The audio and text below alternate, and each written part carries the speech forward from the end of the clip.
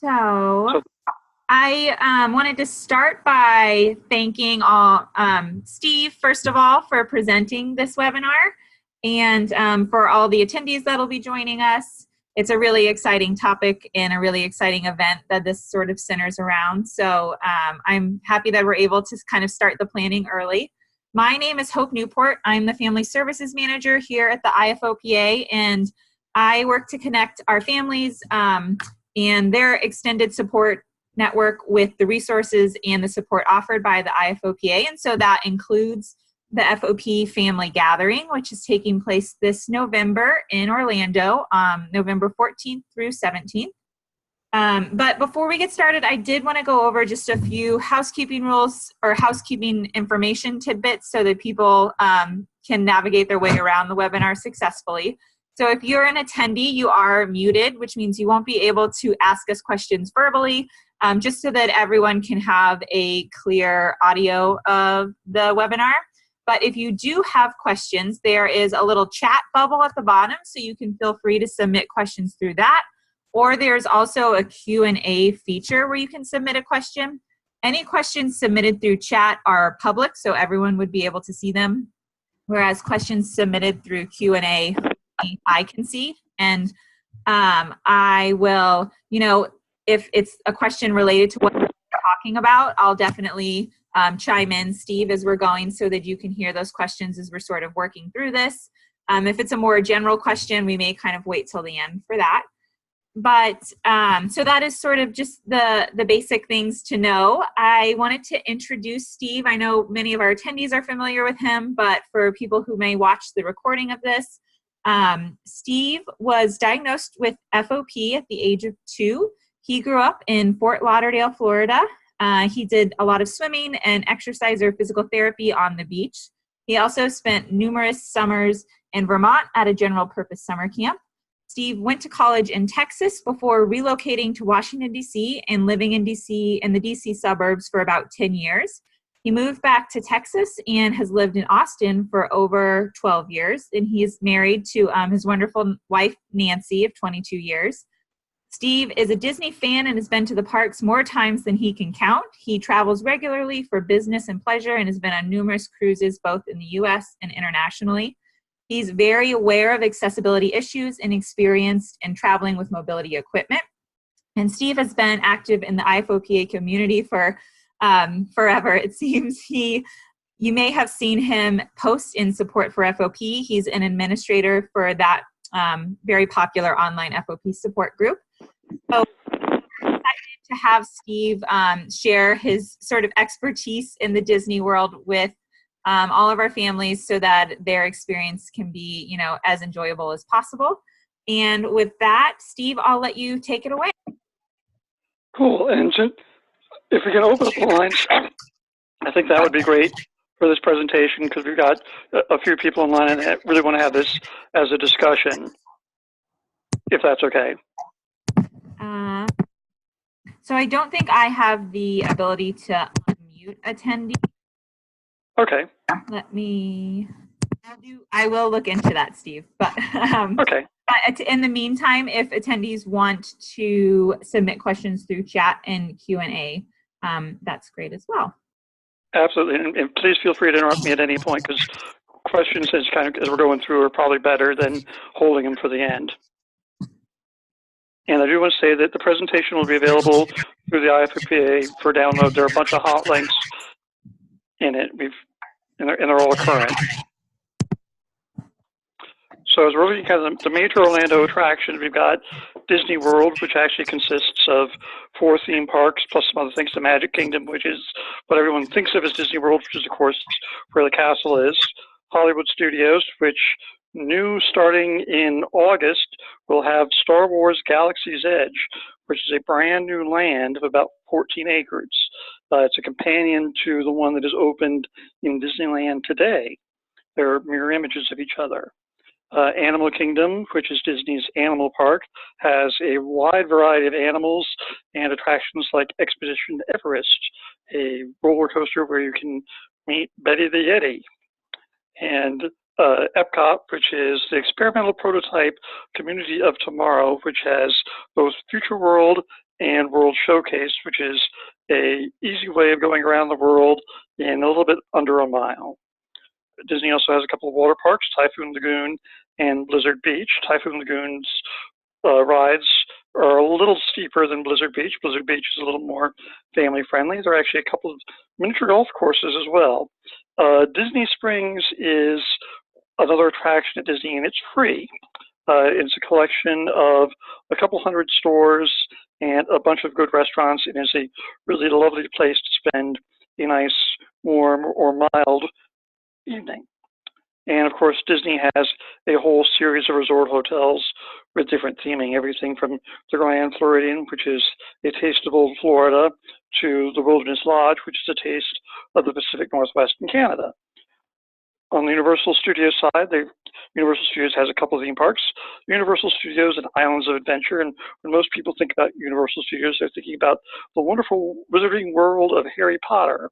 And there actually was a brand new attraction that opened up in one of those parks recently on it's a roller coaster based on Hagrid from the world of Harry Potter. And you can go explore and meet some mysterious creatures.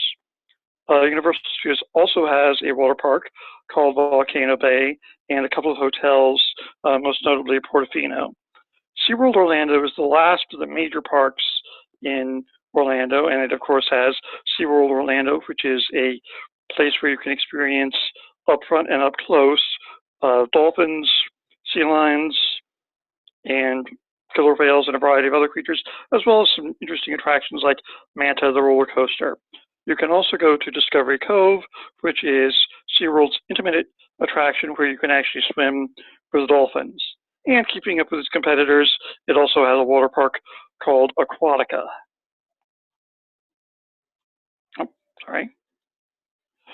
Kind of looking at downtown Disney Springs, we'll dig into this one a little bit further.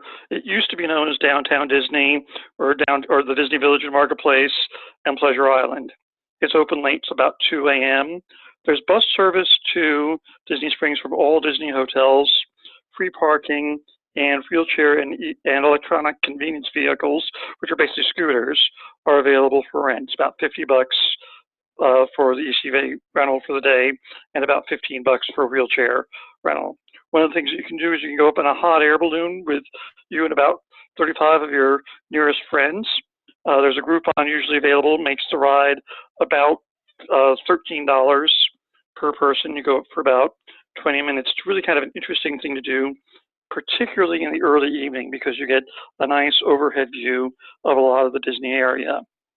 There's a very large Lego store with some very large Lego creations, including a dragon in the moat and some other things that are really interesting to see. Among the restaurants is a Rainforest Cafe and T-Rex, which is a dinosaur featured restaurant where you can actually go back to the Cretaceous era and see asteroids falling and all kinds of interesting things. It's a little bit loud, so if you have people that are sensitive to noise, it may not be the best place. Ghirardelli's Ice Cream Parlor is a very nice place to get a wonderful ice cream sundae. And if you go to the Ghirardelli store that's just around the corner, they will give you a free sample of Ghirardelli's chocolate, always a nice thing. Unlike the theme parks, they're really not rides at Disney Springs, with the exception of a small carousel and train that are really oriented to the under 5 set.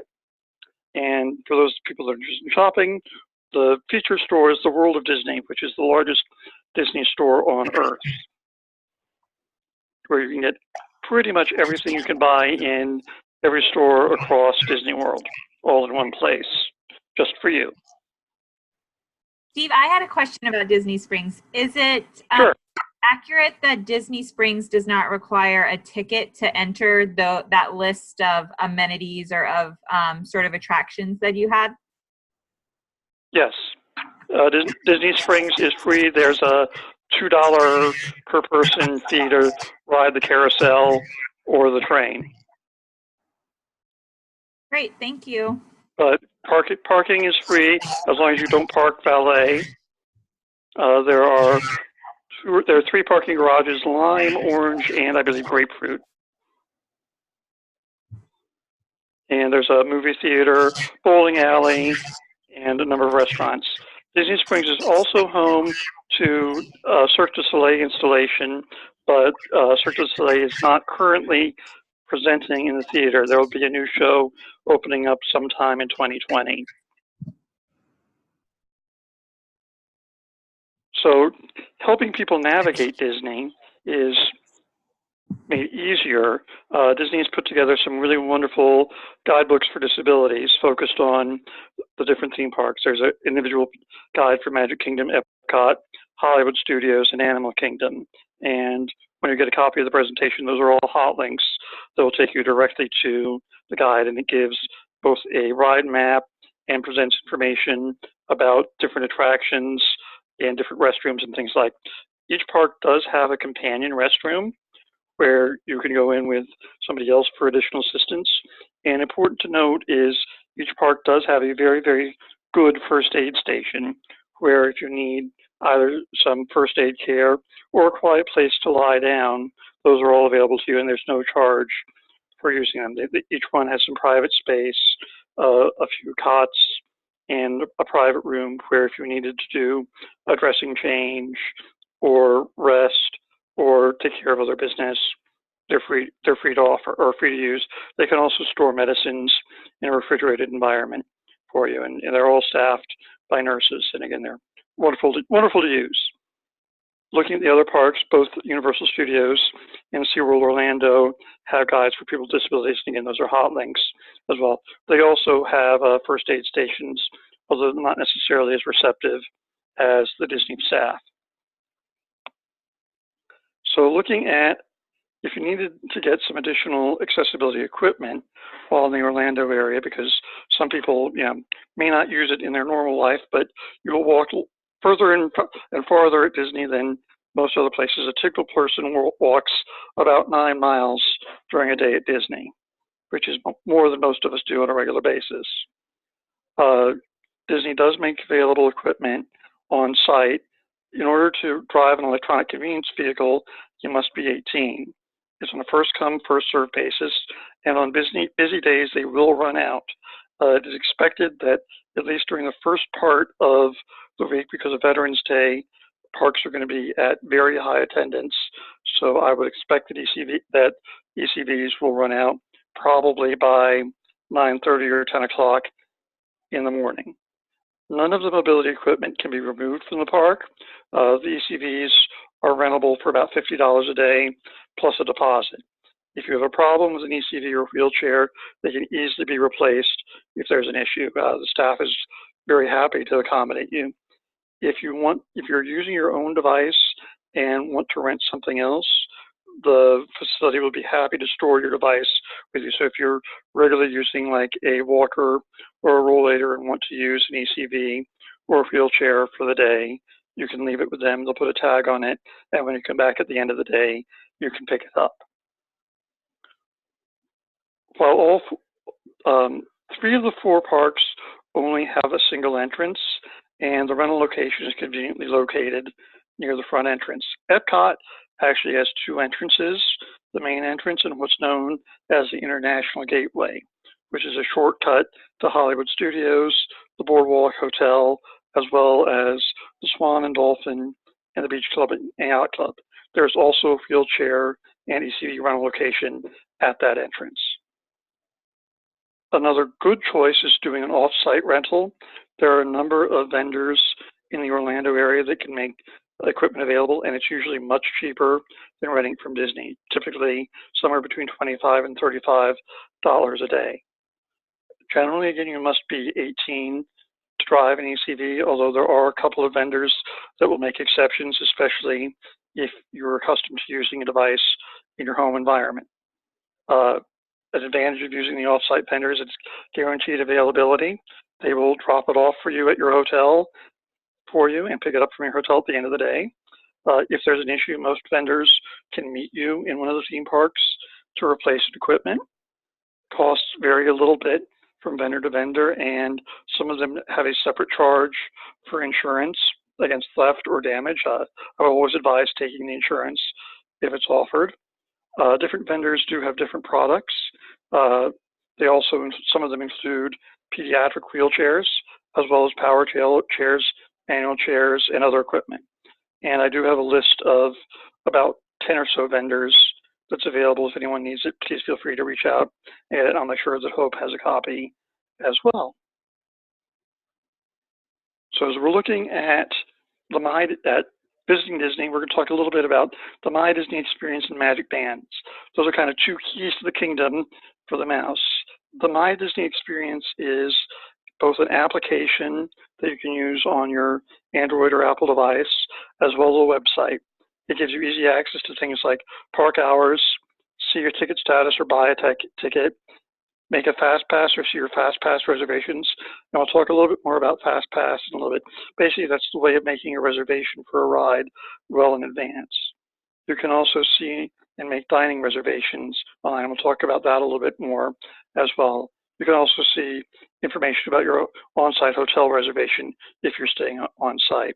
And again, once you get a copy of the presentation, there's a link to the My Disney Experience website. The MAGICBAND is available either for purchase, or if you're staying on Disney property, you get one free.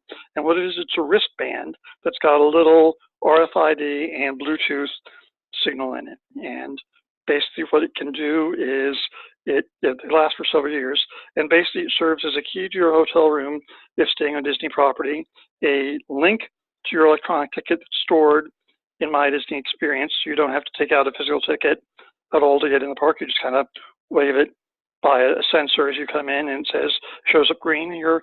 And you can also use it for accessing the FastPass lines. I'll talk again a little bit more about that in a moment. They're pretty useful rather than having to maintain a physical card or fish something out of a wallet or the like. There's no requirement that you get one. If you do not have a MAGICBAND and purchase a ticket, you'll get a plastic credit card that functions basically the same way. If you're buying one, they're about $14. They've come in a variety of different colors and patterns, everything from cars to Disney princesses to the Avengers and more. Looking at Disney transportation, Disney has a wide variety of transportation available to anybody visiting Disney: buses, monorails, boats, and starting in early fall, new gondolas that will help people get from some of the hotels to Epcot and Hollywood Studios. There's no charge for using any Disney transportation.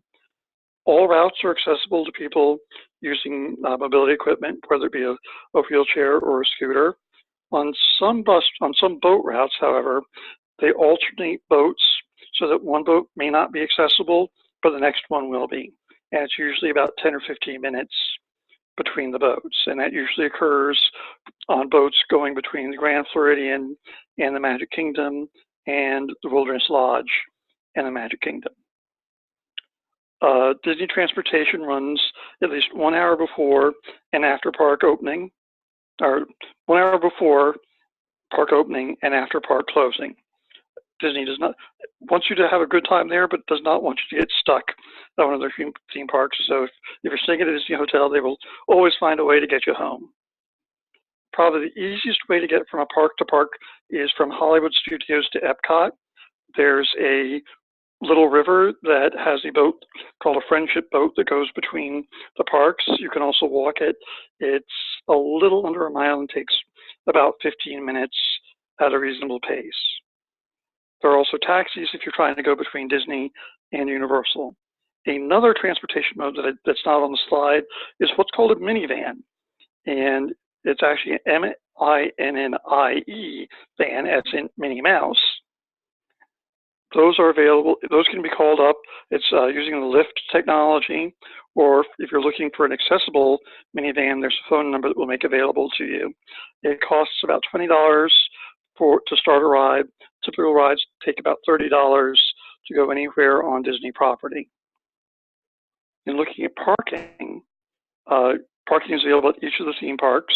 It's $24 per vehicle per day. And once you pay to park at one park, you can take your car to any other park and not have to pay a second time as long as you have your receipt.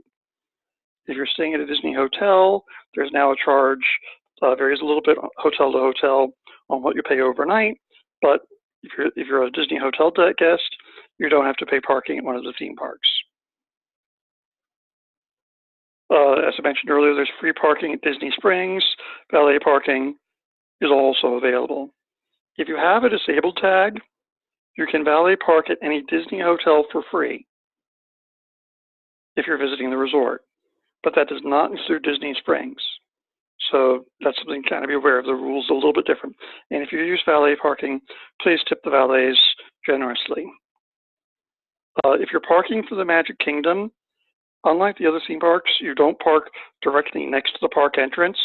You park across a little lake and need to take either a ferry boat or a monorail to get to the theme park. It takes about 10 minutes for each one. The ferry takes more people at one time and is probably a faster way to exit the Magic Kingdom at the end of the day. None of the other parks require this. For Universal, you park in a parking garage, walk through City Walk, which is a parallel to Disney Springs, and then enter the park of your choice.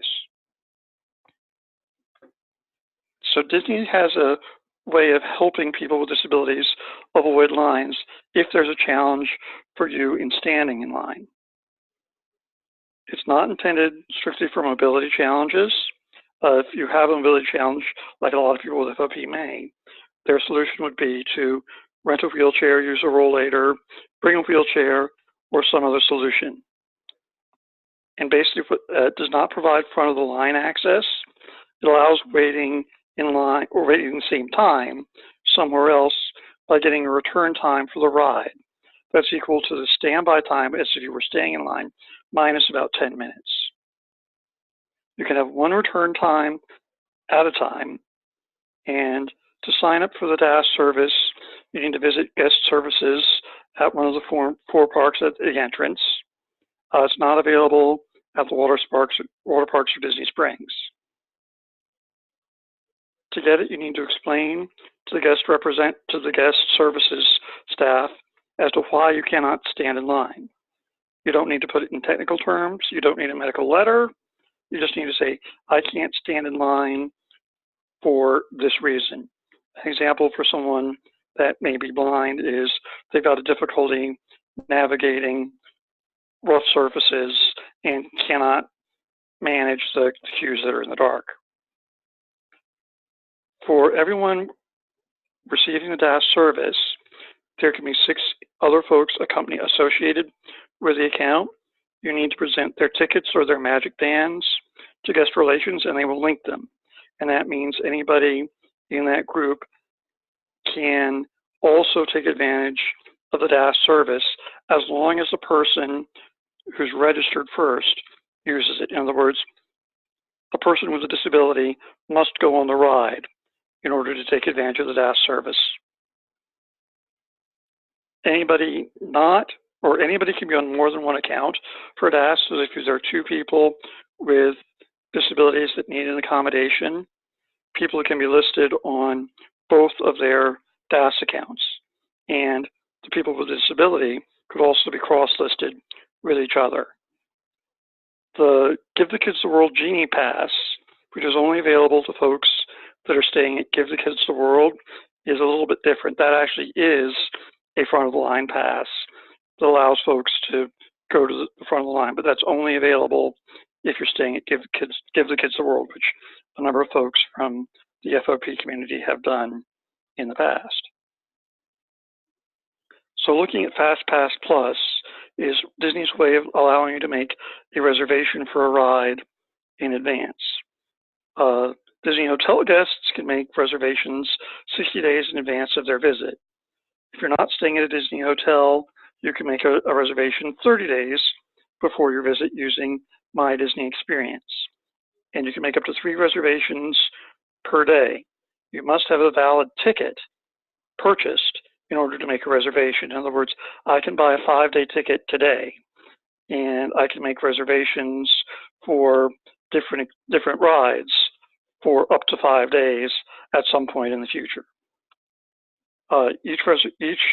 For each day, I can only make reservations in one of the 4 theme parks per day, and Disney has different ride tiers looking at ride popularity, and it will allow you to make one reservation for a top-tier ride like Expedition Everest or Space Mountain or Splash Mountain, a second reservation for a Tier 2 ride, and then a third reservation for a more general attraction.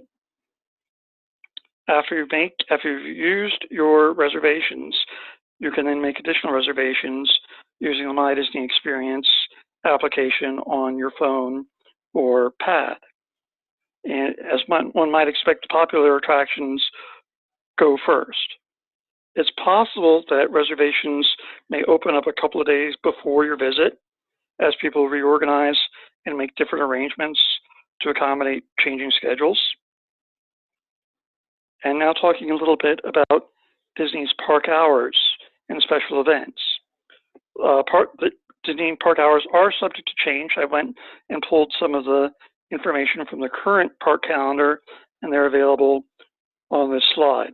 One thing that we know is true is that in the Magic Kingdom, they've got a series of special events, one of which is Mickey's Very Merry Christmas Party.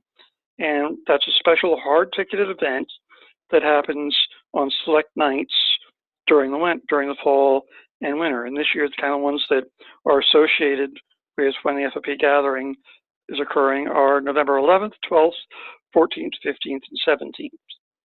And during the Christmas party, everybody who does not have a special party ticket needs to leave the park by 7 p.m. Those people with a special party ticket, and they're about $100 a person, can enjoy more exclusive access to the park from 4 p.m. until midnight. And there's a special fireworks display, a special parade, and select major attractions are open. They also give you, it also includes hot cocoa and cookies at no extra charge to a variety of locations. It's kind of a fun experience and gives you an early taste of Christmas. In Epcot, they have the Food and Wine Festival that goes on through the week of the FOP family gathering. And during Food and Wine in World Showcase, there are a bunch of food samples, beer and wine samples, and special concerts in World Showcase. There's no special ticket required. It comes along free with your Epcot admission. Food and beverage, food samples usually cost somewhere between $4.50 and $8, and really are a really interesting international sample.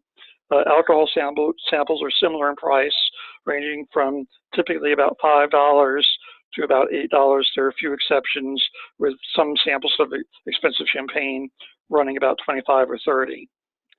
As I mentioned earlier, in Hollywood Studios' Galaxy's Edge, the new Star Wars experience is opening, and it's got 14 areas. We don't know what its hours are going to be. There are going to be 2 attractions in the area, Smuggler's Run and another attraction. Smuggler's Run, which is a Fly the Millennium Falcon, will definitely be open. And the Galaxy's Edge experience is really an immersive experience where you can use your cell phone to interact with other people and exhibits. There is a variety of food and shopping opportunities. If you ever wanted your opportunity to drink green milk or blue milk from the Star Wars universe, this is your chance. Steve, we did have one question come in during that last slide, and it was actually about the previous slide. But someone was asking if there is a wheelchair entrance for the attractions, or if the DAC is the only option for those participants.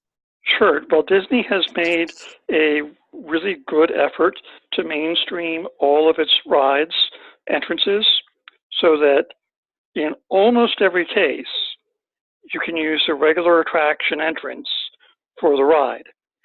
There are a couple of exceptions in the Magic Kingdom.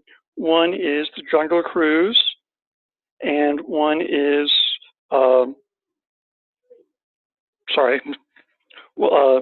Big Thunder Railroad. And with Disney Cruise, or the Disney Jungle Cruise, when you approach the attraction in a wheelchair, there's a cast member that's standing there, and they will approach you and say, "We need you to come back in 15 minutes," and give you a return time. for Big Thunder Railroad, as you approach the attraction, the cast member will direct you to go in the exit. Actually, also may give you a return time as well. Great. So there are only 2 rides where you would need to use a separate entrance for a wheelchair. Those are ones in the Magic Kingdom. In Epcot, there is a separate entrance for people riding Spaceship Earth. And again, as you approach the main attraction or the main entrance, the staff member will direct you appropriately. You actually go through what used to be a communications center with some interesting stuff from AT&T, and you'll enter through the ride exit. Thank you, Steve. Sure thing. Looking at tickets for Disney, they're available at multiple locations. There are some conference specials, and we've got a link to a special page for you to buy conference tickets. It's highlighted in the green star that says tickets on the right. You can also get a Florida resident pass if you're a Florida resident and have a driver's license or utility bill from Florida. And again, there's actually a link to that under that tickets link as well. The Mickey's Very Merry Christmas Party tickets are available on the main Disney website. All sales for those are final, and the party happens rain or shine. If it rains too much, they actually may cancel the party and give you a refund. Disney is usually very accommodating if you need to make a change for another night. If you call guest services, they will usually make the accommodation. Disney tickets are not transferable after their first use. So once you use a ticket with a single person, it's theirs for life or until it expires, whichever comes first. Unused tickets may be transferred to another person. Tickets expire as the date stated on the ticket. If it's a fully unused ticket, Disney usually grants credit for another ticket purchase. So a lot of the tickets being sold today may expire or have an expiration date of 2021 or some other date in about that time period. If you didn't use it by that time, Disney will give you full face value for the ticket for a future purchase. When you first use a Disney ticket, or every time you use a Disney ticket, you actually may do a thumbprint scan to associate you with that ticket. It does not actually take a full thumbprint or full fingerprint. It actually takes a scan and approximates that, or takes 7 points and makes that into a number, and basically reduces the likelihood of somebody else misusing the ticket. Disney has a couple of base ideas about tickets. You can buy a park hopper, which allows you to go to multiple parks in a single day, or single day tickets, where you can go to one park per day. If you buy a 7-day pass and think that you want to use 2 of those days on the same day to use another ticket, you can't do it.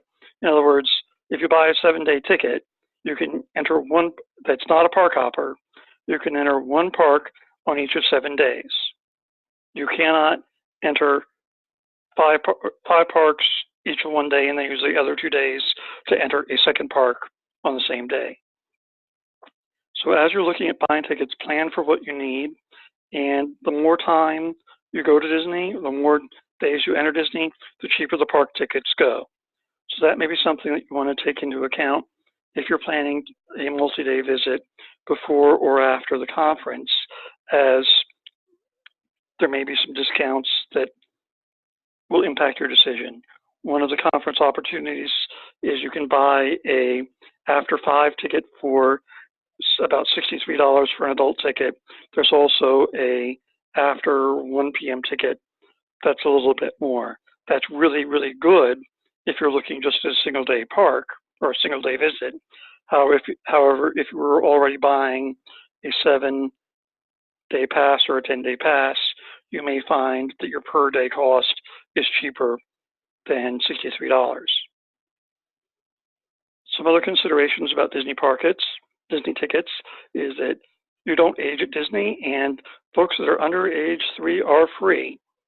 There are child prices for children 3 to 9, and at 10 and up, you're considered a Disney adult. Many of the timeshares in the area will offer you a free or discounted ticket for attending one of their presentations.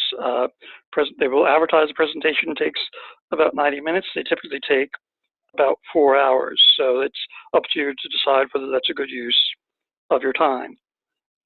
Generally speaking, it is not a good idea to buy a ticket from an unauthorized vendor. As I mentioned earlier, the tickets are associated with a particular person. So if someone tries to sell you a half-used ticket, it's very unlikely that you will actually be able to use it to enter a park, and Disney will not give you credit unless you can prove that you purchased a ticket. Disney does a very good job of keeping histories of your tickets, and associates the credit card that you purchased a ticket with that line. So if you lose one thing you should probably do is take a photo of your ticket once you get it and store that in your phone. That way, if you lose your physical ticket, you can go to any guest relations office, show them the picture, and they can reprint your ticket. If for some reason you forgot to take a picture, they can also look it up by credit card.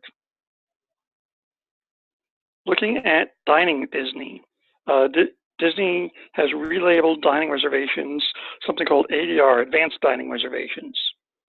And they can be made through the Disney website or through My Disney Experience. They're really necessary for popular table service restaurants. They can be made 180 days in advance and 10 days more if you happen to be staying at a Disney hotel. To give you an example as to how popular some of the restaurants can be, Nancy made a reservation for us for dinner for a restaurant and called 5 minutes after the reservations opened and got the last seat in the restaurant for the night. So it's really important if you really want to dine somewhere to start planning early. If you don't show for a reservation you've made, there's a $10 per person penalty if not canceled by midnight the previous day. In other words, if I wanted to have dinner tomorrow night and wanted to cancel, I need to do so by midnight tonight. If one person shows, the penalty does not usually apply. It's really important when you're making a reservation to account for every guest that's attending, even if they're infants, because Disney does not have a lot of capacity to make last-minute accommodations. If you show up with an extra person, Disney may very well turn you away depending on how busy the restaurant is. In addition to making reservations through the My Disney Experience or My Disney's website, you can also make reservations for select restaurants using Open Table. Landry's Restaurants, through the Landry's website, has a Landry's Club card that you spend $25 on to join the Landry's Club, and it will give you a $25 credit that you can use at any Landry's restaurant, and that includes T-Rex and Rainforest Cafe at Disney Springs, Rainforest Cafe in Animal Kingdom, as well as a restaurant called Yak and Yeti, which is an Asian restaurant in Animal Kingdom. The other advantage of the Landry's card is that it gives you front-of-line access without making a reservation. So if you have a Landry's card in your pocket, you can come up to the hostess, display your card, and they will take you straight to the front of the line. Another advantage with Landry's card is they give you a $25 reward in your birthday month. So if you happen to have a November birthday like I do, I will actually have a $25 credit that I can use at any Landry's restaurant during my visit. There are also Landry's restaurants around the country. Things like McCormick and Schmidt Seafood is a Landry's restaurant, as are Landry's seafood restaurants themselves. So looking at food costs at Disney, a typical breakfast at a Disney restaurant for table service is about $15 a person. Be Our Guest, which is the Beauty and the Beast's castle in the Magic Kingdom, only offers a single breakfast experience where you get to pick one of several entrees. It is $28 a person. A typical entree for lunch or dinner usually runs about $22 to $30. Counter service at Disney restaurants, breakfast runs about $7 for something like an egg wrap or an egg sandwich or pancakes. Lunch and dinner typically runs somewhere between $11 to $15, and that includes like a third of a pound or a half-pound hamburger and fries, or a good-sized salad. Portions are very, very large at Disney. Snacks at Disney include a popcorn bucket, which you can buy a refillable one for about $10, and it's for the length of your stay costs $2 each for refills. You can also buy a big turkey leg that's about $14, and there are a lot of folks with pictures of people eating turkey legs that are probably about 12 inches long and weigh about 4 pounds. For coffee at Disney, Disney has a relationship with Starbucks, where there's a Starbucks in every park. Jeffrey's is Disney's house brand coffee and what's served in their restaurants. As I mentioned earlier, while we're there, Epcot's Food and Wine Festival is occurring in the World Showcase. It runs from 11 a.m. to when Epcot closes, and the prices are as we talked about earlier. Now, some of my favorite restaurants in Epcot are the Tangerine Cafe, which is a counter service restaurant. It's got a wide variety of Moroccan food. In Hollywood Studios, I like 50s Prime Time Cafe, which will take you back to the 50s, and the waiter or waitress will interact with you and typically insult you and fight with you a little bit and make sure that you eat your greens. In Animal Kingdom, my favorite is Yak and Yeti, which is an Asian-inspired restaurant and has very large portions and some really good desserts, including some deep fried wontons with cream cheese and a strawberry sauce. Magic Kingdom, I'm not sure that I got a favorite restaurant. Columbia Harbor House, which is in which is over by the Haunted Mansion, has got a pretty good lobster roll if you like those kinds of things. In Disney Springs, my favorite restaurants are Raglan Road, which is an Irish restaurant that has Irish dancers around the restaurant every half hour starting at 7 p.m. Art Smith's Homecoming, which is a southern restaurant with very, very good fried chicken. Morimoto's, which is a Japanese restaurant, and Jaleo, which is a new restaurant that features tapas, which are small dishes from Spain. Looking at the attractions in the Disney theme parks, we've got a whole list of attractions, and we've identified which ones are accessible with mobility equipment, which ones require transfers, and which ones are not accessible. So at the Magic Kingdom, there's no transfer from mobility equipment to use things like the Jungle Queen, Hall of Presidents, the Riverboat, and the other thing, and some of the other ones that are listed. For the list at the bottom of the page, you need to transfer to or use a wheelchair for those attractions. In other words, if you're using an electronic convenience vehicle or a scooter, you need to transfer to a wheelchair to ride the attraction. And that's because the scooters are too big to fit in the available space. You need to use a wheelchair because that's what fits in the box. And again, looking at the list continues to the different attractions. The reason Star Wars Galaxy Edge is not highlighted at all is that Disney has not yet shared information about what attractions or what accommodations are necessary. Each of the other ones that's green underline actually has a link straight to the attraction information on the Disney webpage that gives you additional information about the attraction. And again, here we're looking at where you need to transfer to a ride vehicle and you can't remain in your ECV or your wheelchair. There are a few of these, unfortunately, that are in the situation.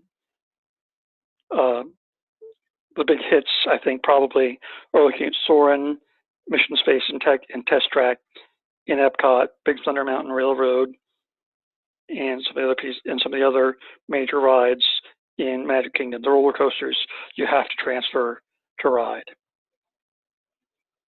We've got a few pictures of some ride vehicles just to give you an example. This is actually a picture of the ride vehicle for Flight of Passage, which is a Pandora-themed ride in Animal Kingdom.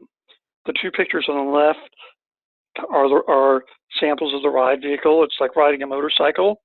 And what Disney has developed to help people transfer is the wheelchair that's on the right-hand side.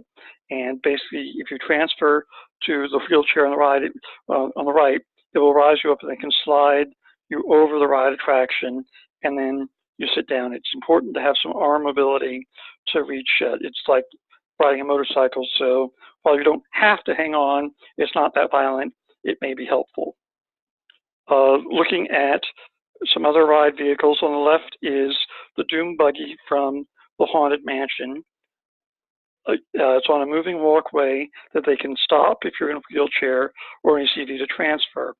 Something to be cognizant of is it kind of closes up a little bit. So if your leg is fused straight, it can be a little bit challenging. If your leg is any longer than about 30 inches, I would not be tempted to go on that ride because your leg could get jammed and there's not really a good way out. On the right is the car from Test Track, which is one of the featured attractions in Epcot.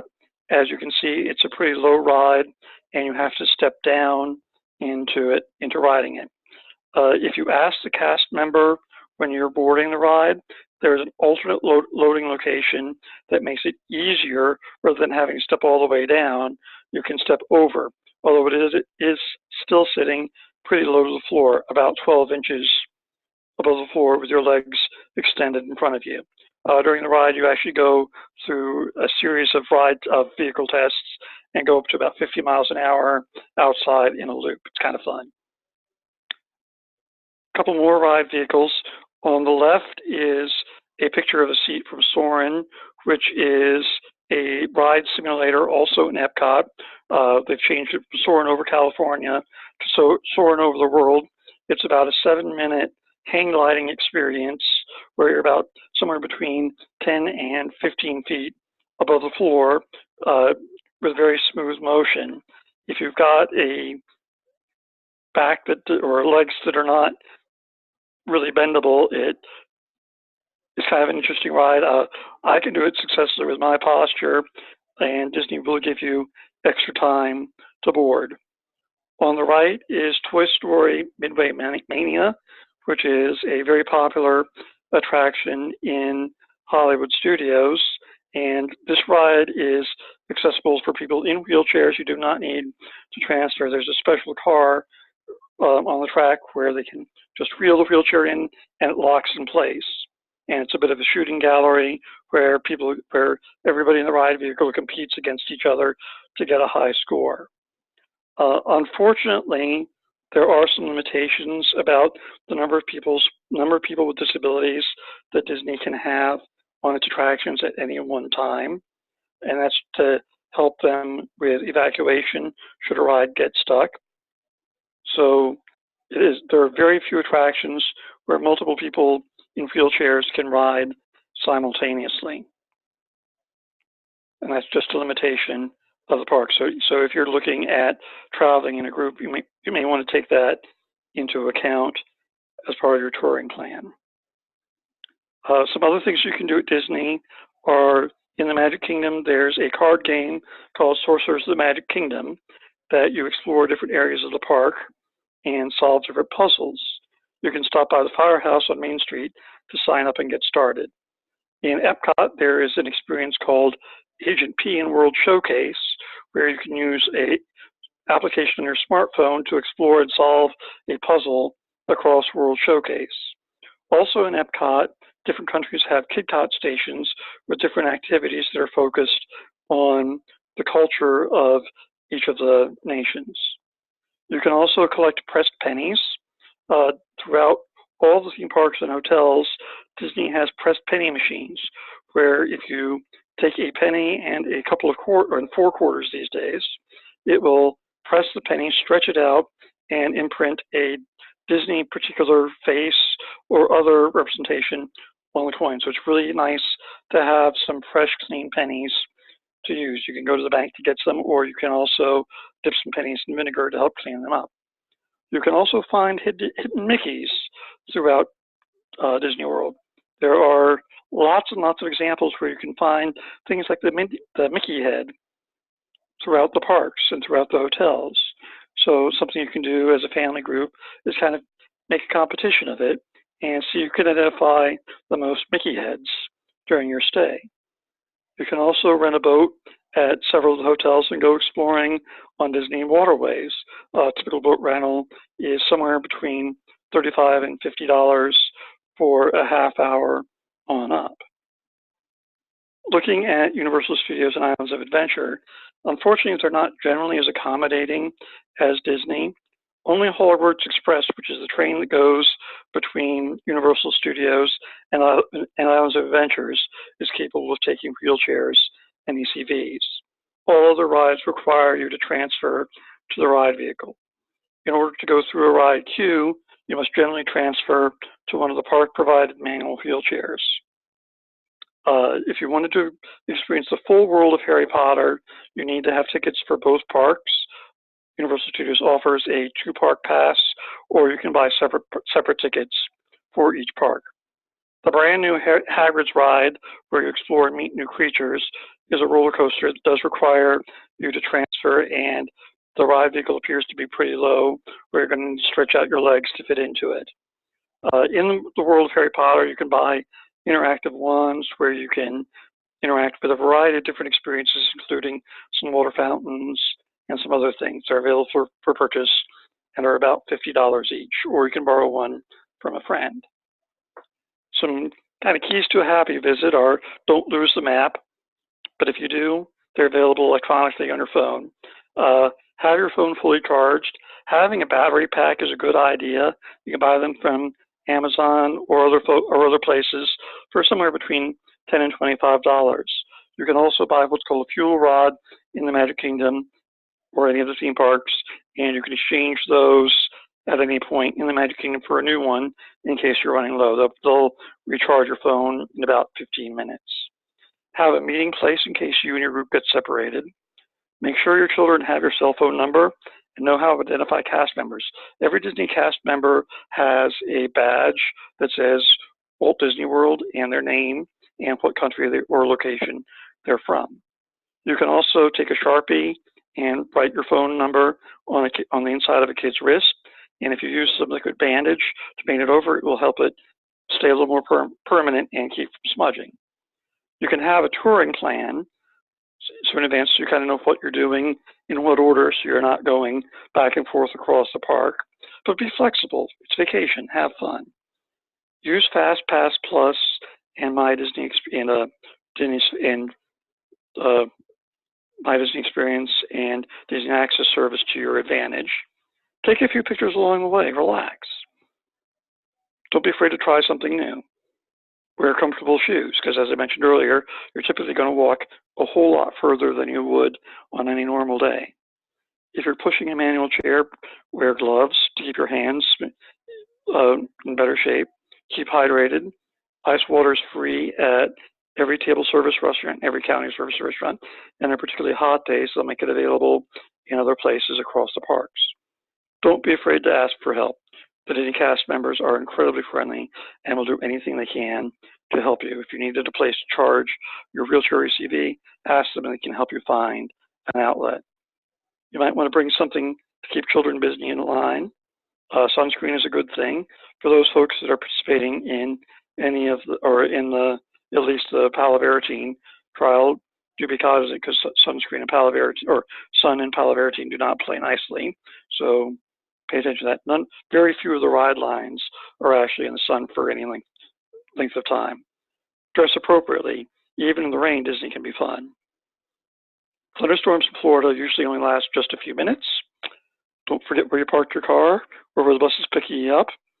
It's smart to take a picture to remind yourself, and enjoy your friends and family while you're there. And here's my contact information with my email and cell phone. Do feel free to text me at any point. I generally don't respond to email or text messages during the business day. If I'm on vacation, it's a whole different story. During this time in Orlando, I'm on vacation, so feel free to text me or message me, and I will do my best to answer any question that I can. And that's what we've got. Thank you so much, Steve. I do not have any other questions unless people have things they've been holding on to that they want to submit through the chat or the Q&A now. But obviously, Steve is a wealth of knowledge on this topic. And I hope that you all will use him as you're planning your trips to have a successful of a vacation as possible. I did want to just circle back to share a little bit of family gathering specific news with all of you. So the family gathering starts on Thursday, November 14th. It officially starts in the evening with a welcoming reception where families will have the opportunity to view scientific posters from the researchers who will be attending the Drug Development Forum. And then there is a dinner after that. So by 4 p.m., if you wanted to make sure to catch that really exciting opportunity, you would want to plan to be at the conference hotel. And then the family gathering general sessions, as in presentations and breakout opportunities, breakout groups, will end on Saturday, November 16th. And breakouts will be taking place throughout the afternoon until about 5 p.m. But we wanted to give families, because we're in such an exciting location, the opportunity to enjoy all that there is to offer in Orlando. So at 5 p.m., we will officially be done, and families will be free to enjoy one of the many options at the resort that we're staying at for dining, or there will also be free transportation, free shuttle or van transportation to a Disney park. So when you register for the family gathering, and many people who, if you're living outside of the Southeast and you did a family gathering before, that registration will open up tomorrow. So you'll be able to go through and register, and we do ask a question in that registration about whether or not you would plan to attend the park on that free night that will be taking place on Saturday. And so if you are hoping to go to Disney Springs or to a Disney park, it's helpful to answer that question so that we can get your reservation for shuttle transportation back to you as soon as possible. Because I know you'll probably want to have that information when booking dinner reservations. So, but I did also just want to remind everyone that on Sunday, November 17th, there will be some additional Ask a Doctor, Ask a Dentist clinics. And those ideally will be for families who are local in Florida. But there is a chance that if we're not able to accommodate everyone Friday and Saturday afternoon, that people will be asked to stay Sunday. I hope to have those done by midday to participate in those as well. So just to keep those things in mind when you're booking your Disney excursions. But, and one other thing to add that I should have included is that today Southwest Airlines opened their reservations for the period that includes the family gathering.